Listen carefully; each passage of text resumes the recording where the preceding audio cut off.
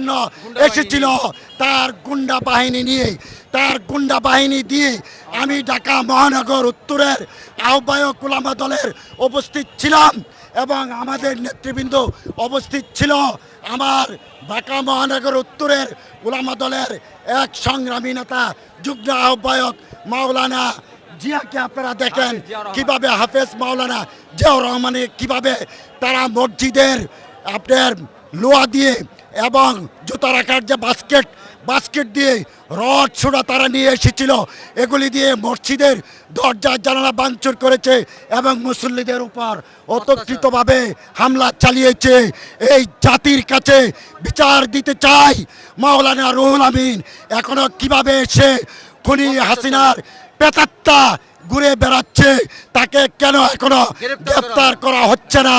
তার তীব্র নিন্দা ও প্রতিবাদ জানাচ্ছি এবং